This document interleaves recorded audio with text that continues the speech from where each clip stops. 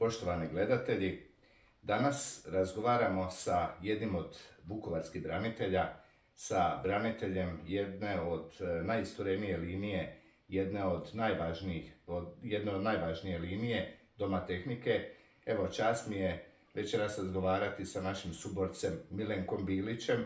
Pa Milenko, evo ja bi te zamolio odmah na početku da se malo predstaviš, da kažeš nekoliko riječi o sebi, odakle si, kako si došao u Vukovar i tako. Dobro reći, lijep pozdrav svima. Kao što je rekao kolega, ja sam Milenko Bilić, dragovoljac Domovinskog rata. Rođen sam 1.1.1972. godine u Vinkovcima. Živio sam tada u Starim Mikanovcima. Odmah na početku rata, 1991. godine, 1991. godine, 19. ožujka 1991. godine otišao sam na služenje bivše JNA u Roševac, na Kosovo. Dan prije zakletve sam se zahvalio njima na jutarnjem buđenju. Došao sam kući, priključio sam se rezervnom sastavu MUP-a 28.6.1991. godine.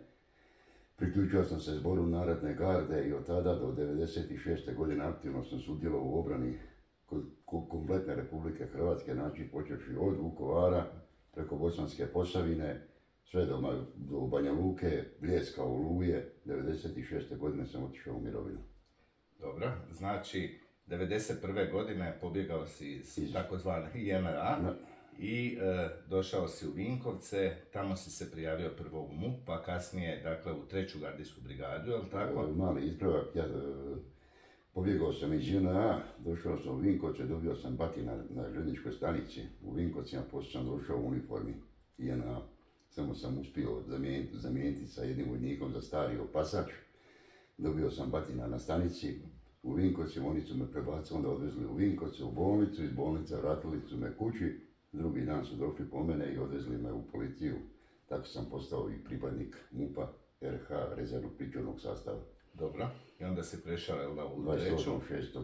I onda jednog dana su došli momci i pitali ima li dragovoljaca za Vukovar? Pa bili smo tu uglavnom oko Vinkovaca, držali smo položaj, sudjelovali u nekim akcijama. I 4. rujna 1991. godine tražili su se dragovoljci ko želi ići za Vukovar. Normalno da se prijavio. Tada nisam ni rat doživljavao kao rat, nego više kao nekakvu avanturu. Imao si 18 godina. 18 godina sam imao, tako rekao, gotovo maloljetan. Sjeli smo u autobus, došli smo u Borovo naselje, pred Samački, to je Samački dom, mislim da je tamo bio mirovinski kasnije, poslije rata. Tu su nas čekali ljudi, ovi su rekli jedna grupa ide vamo, jedna grupa ide tamo, ova grupa ide vamo. Grupa s kojom sam ja bio, mi smo došli na Dom tehnike.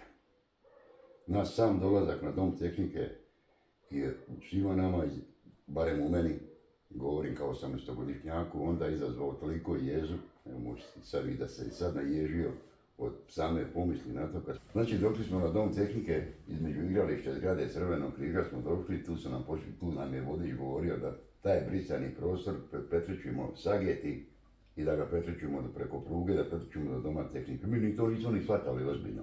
Iako su se ovi s druge strane vikali sagni se, treći. Neki su od nas trčali, neki smo hodali.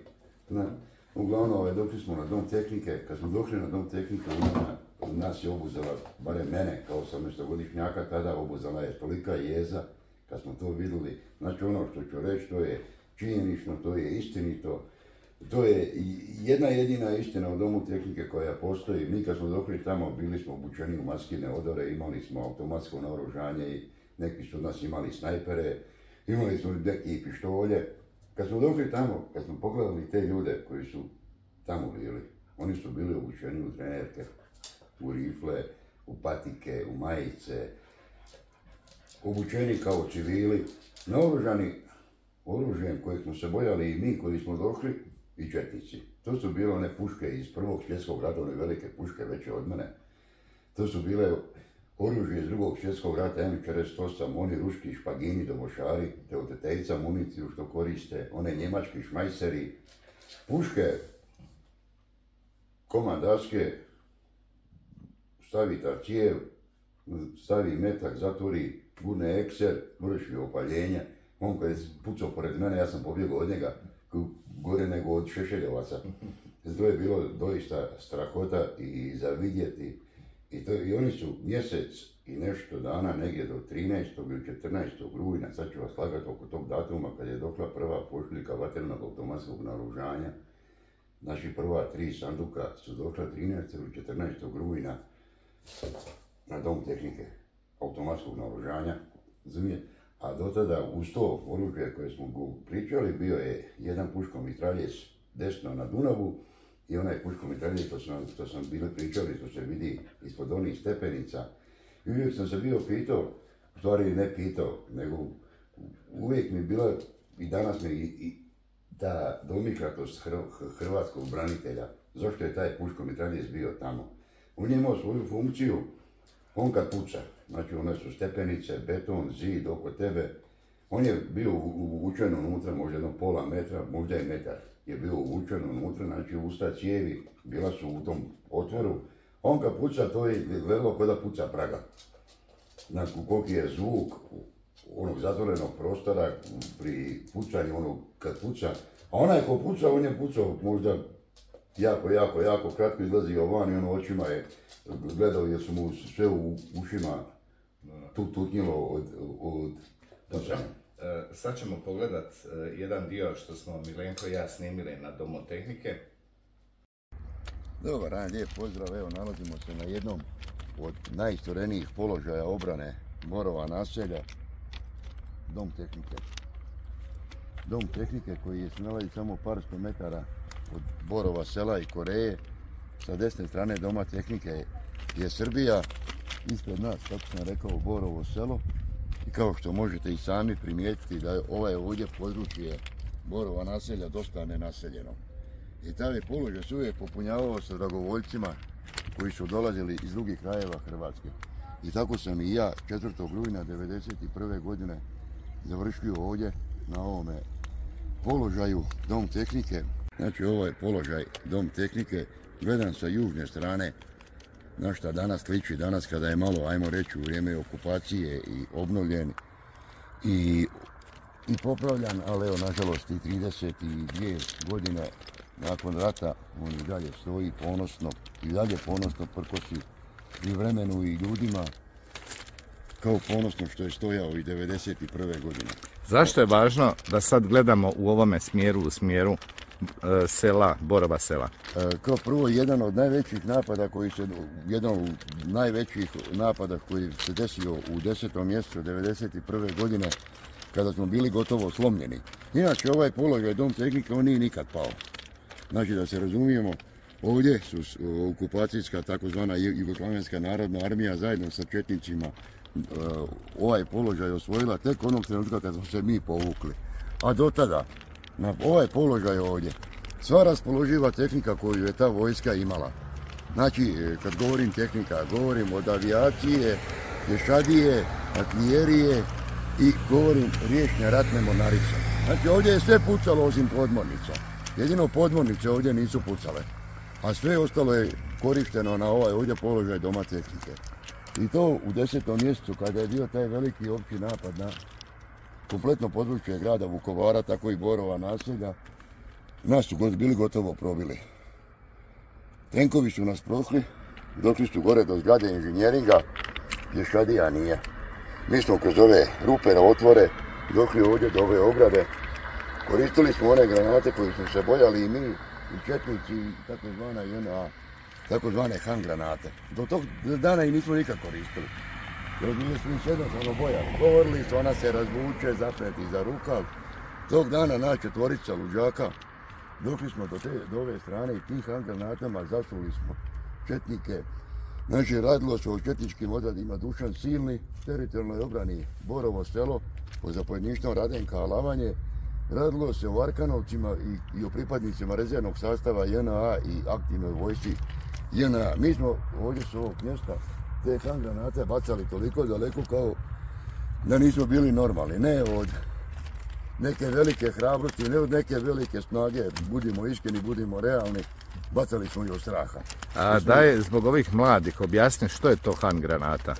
Hand granata, ne znam ni ja kako da vam objasnim šta. Ja sam je prvi put onda vidio, to vam je ručna granata koja se lancira, znači iz ruke se baca, ne baca se ni ovako, nego uvijek moraš bacati od sebe.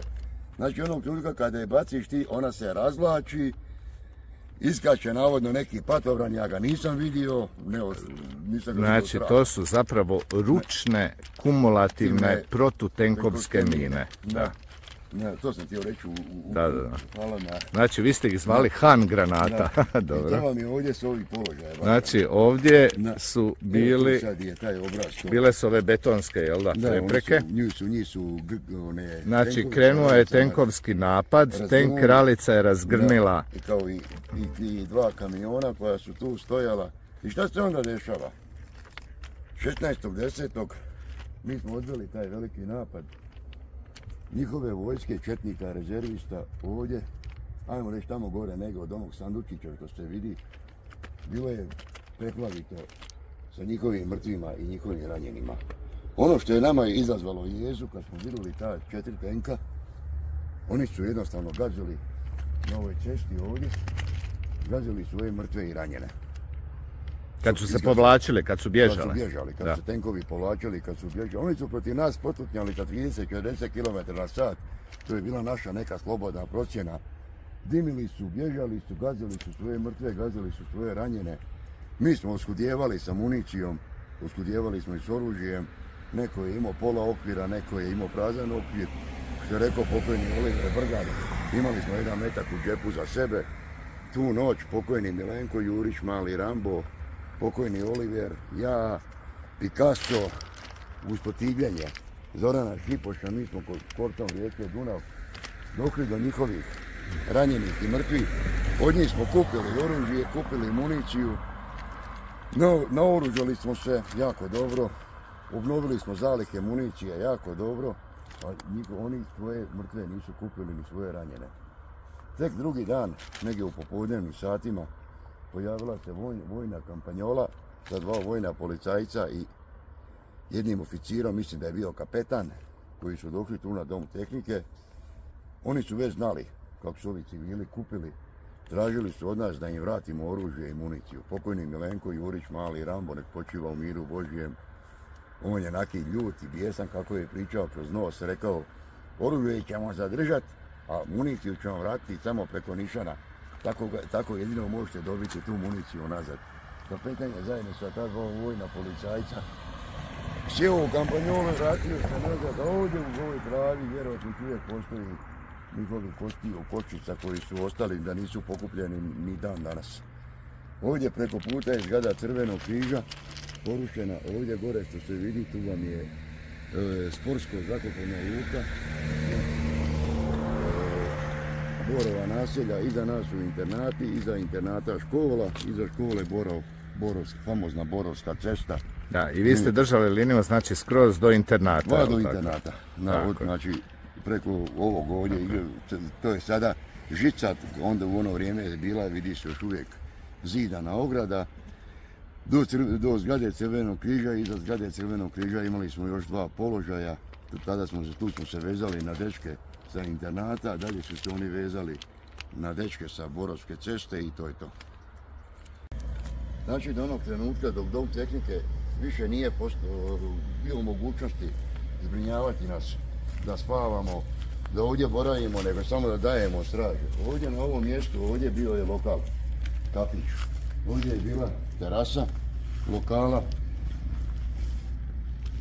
Ovdje, ovim putem, ovim stepenicama smo se penjali gore, a inače ovdje u ovom lokalu tu su obitavali, boravili i spavali zapovjednici Zoran i Jasna, nažalost pokojni Šipoš. Tu su oni obitavali. Ovdje je bio, jel tako, dolje jedan mitraljez? Tu je bilo puško mitraljezko gnijezdo. Ovdje koje je imalo više psihološki učinak prema neprijatelju nego prema nama. Zbog čega i zašto? Ko što ste možete vidjeti da se radi o jako malom zatvorenom prostoru i sama upotreba tog puškog mitraljeza izazivala je takve zvukove kao da pucaju pamovi ili nešto strašno da puca, u stvari pucao je samo obični garanja. Ovdje su bili potpuno novi sanitarni čvorovi, znači koji još nisu bili ni korišteni. Ovdje je bila potpuno nova terasa, koja nije bila ni korištena, ni prije. Znači, bila je pred samim otvaranjem, gore je bio, tu je bio restoran. Ovo je bio jedan dio zatvorene terase, do ovog ovdje dijela. Bila zatvorena, ovo gore je bila otvorena terasa. Ne, ovdje gore smo u nekim nekim trenucima imali prilike uživati u ovome doista predivnom pogledu koji se... A one kuće tamo koje se vide, to je zapravo... To je Borovo selo, znači to je Borovo selo. Koreja. Tako je. Naselje Koreja, Borovo selo. Iza Borova sela naselje Savulja. Iza nas je Vukovar. Nemam predivan pogled na vodotvoranj, na sam grad Vukovar. Tu se možete vidjeti doista nešto što u nekim lijepim vremenima čovjeku izaziva da ostane bez daha. Ovdje, znači ono kako sam bio rekao, ovdje je bio restoran, znači potpuno novi restoran koji još taman pred sam rat adaptiran, uređen i još nije bio ni otvoren. Tu su još bili novi stolovi u kutijama, stolice u kutijama, restoran, terasa. Ovdje je bio ulaz na terasu u restoran, doćemo kasnije tim stepenicama, ćemo se spustiti dole i pokazati. Ovdje je bio jedan veliki, ogromni bojler, gdje stoji ovdje u ovoj prostoriji, to je sada malo drugačija prostorija, vjerojatno za vrijeme okupacije, da su nešto i radili, pregradni zidovi koji su služili za ostave, za hladnjake, a ovdje na ovom mjestu, ovdje, tu je bila kuhinja. Kuhinja koja je ostala u posebnom sjećanju, nažalost ne po lijepom, niti po ružnom, ali nešto što se čovjeka koji je živ urezala. Ta kuhinja je zapravo bila, to je bio zadnji zid Zadnji zid prema Borovu selu. Dobro. I ovdje na ovom mjestu, ovdje, tu negdje, i ovdje bile su dvije rupe dobijene na zidu koje su služile za osmatranje, odnosno za, tu je bio dimnjak, odnosno za osmatranje, odnosno za obranu položaja doma tehnike. Zašto ovo govorim? Zašto mi ovaj zid toliko prirastao srcu? Ovdje je bio veliki, ogromni kuhinjski debeli stol na kojem smo sjedili. Na ovoj strani bio je Milenko Jurić, pokojni mali Rambo iz Osijeka koji je nažalost poginuo gore kod vrtića. Ja sam bio ovdje. Uslijedio je veliki kombinirano tenkovsko-artiljerijsko-pješadijski napad. Mi smo učinkovito s ovih položaja branili dole zajedno sa našim dečkima dole na liniji. Branili smo položaje. Kad su ispred nas s druge strane zida pale dvije dimne bombe. Nismo ništa vidjeli. Zapalili smo cigaretu, dim se razišao, oni su se počeli ponovo povlačiti, mi su počeli iz gora ponovo pucati prema njima. Pala je treća, neka ljubičasta, naranđasta boja, drugih se stvarno nismo ništa vidjeli. Dim kad se razišao, ja sam gledao po Borovu selu, gdje su ulaz u Koreju, pokojni Rambo, vikao eno ga tenka. Rambo, ti ga vidiš, ja ga ne vidim nigdje, ti ga vidiš. A kako je jedan pokoj mu duši pričao kroz nos. Ja ako to mole u hladu i doista stvarno tenku M84 stoji kod Topole u hladovini. Ajmo pusati u periskop. Dva mlada, luda, obojica smo bili po prilici isto godište, on je bio par godina stariji od mene. Nas dvojica snajperima udaramo po tenku, vidimo Baja okreće kupolu, diže cijev. Jedino što smo uspio sam izvući pušku i lako se nekako okrenuti, tako sam sjedio. Lako se nekako okrenuti, pokojni Oliver Brdar stojio je ovdje, a dečko Jan branitelj iz Novih Mikanovaca je stojio na vratima. Isto tu sekundu mi smo letili po ovoj prostoriji, po nama su padali one šerke, lonci, poklopci, građevinski materijal, cigle. Jednostavno, Baja je prospirao pancer granatu koja je probila 7 ovako debelih zidova i probila i stala je u bojleru, u tom velikom, što sam već spominjao, taj bojler u zadnjoj prostoriji je stala. Mi smo svi dole živi, ali izudarani, bijeli, ko da smo bili umočeni u brašno. I više niste pucali odavde. Nismo pucali do navečer. Navečer smo se isto popeli gore i taj dečko iz Novih Mikanovaca i ja. Onda je bila jedna druga priča. Bogu hvala, preživjeli smo obojica i dan danas smo živi. Zašto ovo pričam ovo? Ovo pričam ne radi nas živi, ali ovo pričam radi onih ljudi koji nažalost više nema. Evo, donedavno napustio nas je i Oliver Brdar, posljednji živi zapovjednik obrane Doma tehnike. Nas možda ima još 5, 6 živi. Jedan je u Umagu, Josip, jedan je ovdje. Jeger, jel tako? Jeger. Jeger, da, Josip Jeger. Jedan je ovdje, neki su dečki u Vinkovcima, nema nas puno još živi. Ja sam jedan od najmlađih, tada sam imao 18 godina i danas sam još uvijek najmlađi od svih živi. Jako puno nakon pada Borova naselja, ovog dijela Doma tehnike, je zarobljeno, završilo u logorima. Neki su, nažalost, kao Adam Podrugović, Picasso, izvedeni u Borovu selu, ni dan danas se ne zna gdje su. Neki su ubijeni kao pokojni Antun Tumo Žanjić na Trpinskoj cesti.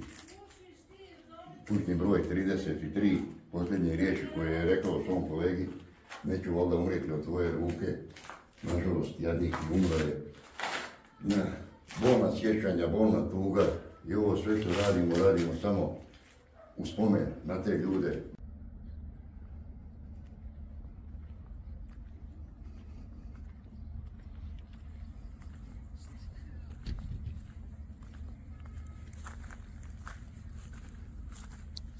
Zašto ovo pričamo i snimamo? Ne pričamo samo radi nas koji smo živi, nego upravo radi onih ljudi kojih više nema, koji se vode kao nestali, koji su umrli, koji su poginuli, radi njih da ostane i da njih jedna uspomena, ono što se kaže, što nije snimito, što nije zapisano, što se nije desilo.